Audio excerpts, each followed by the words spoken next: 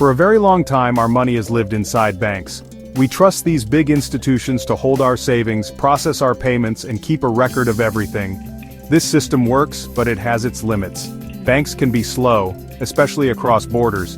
They can be expensive, charging fees. They also hold the power to decide who can use their systems.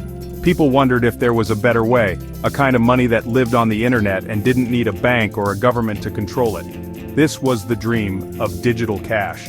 The first big breakthrough was Bitcoin, which appeared in 2009. It used a blockchain like a public record book everyone can see but no one can change. Bitcoin let people send and receive value directly, anywhere in the world. No middleman, the network of thousands of computers could do the job. But Bitcoin was built to be digital money. Its language stayed simple for security, like a basic calculator that does arithmetic perfectly. You can't browse or write documents on a calculator. A few brilliant minds saw blockchains could power much more than payments, a new kind of internet.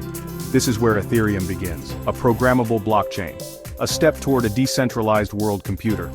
So, what exactly is Ethereum? At its heart, Ethereum is a global open-source platform for decentralized applications. While it has its own cryptocurrency, Ether, used to pay for activity, Ethereum is much more than digital money. It is a programmable blockchain. If Bitcoin is digital gold, Ethereum is a global decentralized computer anyone can use to build and run applications. The magic comes from two core concepts: smart contracts and decentralized applications, or dApps. A smart contract is code on Ethereum that enforces rules automatically, like a vending machine. If the condition is met, the outcome happens. Built on contracts, dApps look like normal apps but run on Ethereum, not a single company. They are censorship resistant. Ether fuels this world computer. Every action pays a small gas fee to secure the network and prevent spam. Bitcoin secures who owns which bitcoins. Ethereum secures the state of a global computer, balances, contract code, and data. The story of Ethereum is inseparable from Vitalik Buterin, a brilliant young programmer and writer deeply involved in Bitcoin. He co-founded Bitcoin magazine in 2011 and became a respected voice. He saw the power of decentralized networks and the limits of Bitcoin's design for broader applications.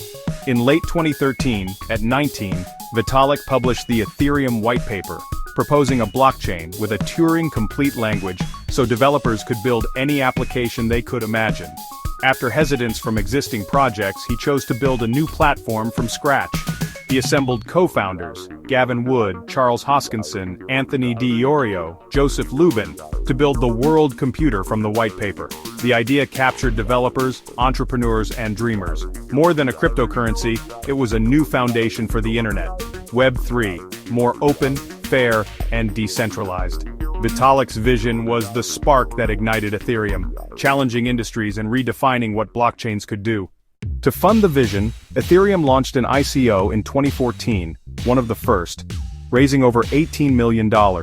With funds secured, the team built the network.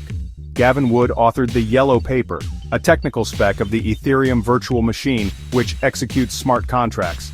On July 30, 2015, Frontier launched, a bare-bones network for developers to mine ETH, test transactions, and deploy the first smart contracts. The world computer turned on.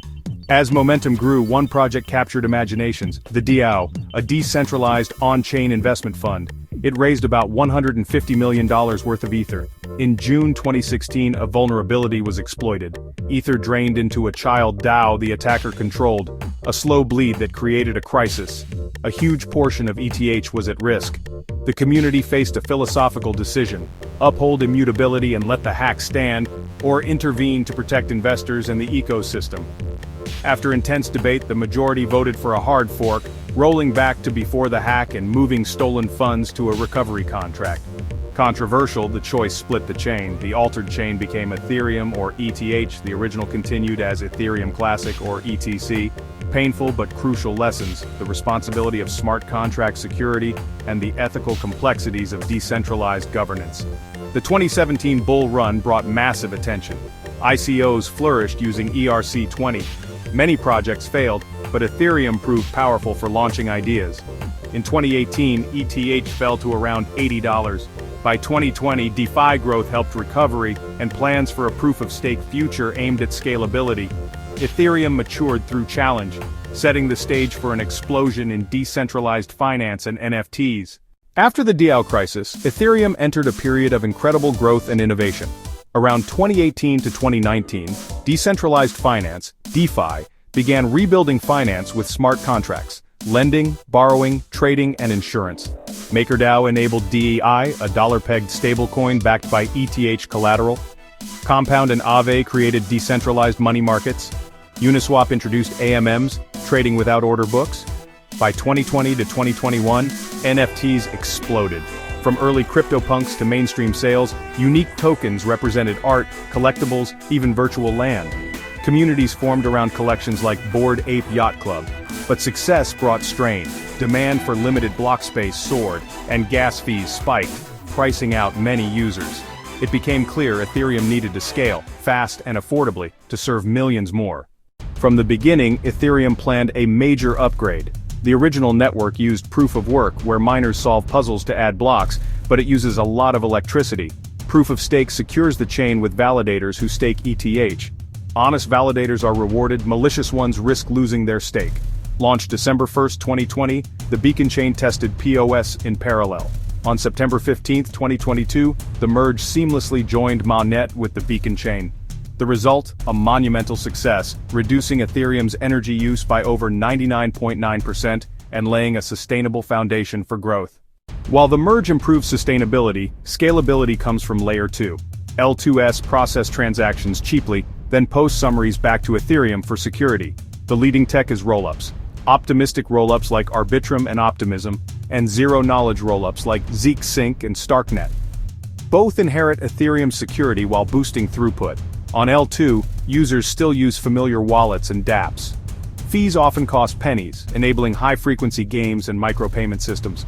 Next, Proto-Dank sharding, EIP 4844, makes L2 data posting cheaper, slashing fees by 10 to 100 times. Full sharding adds parallel lanes for tens of thousands of TPS, scaling a world computer for Web3.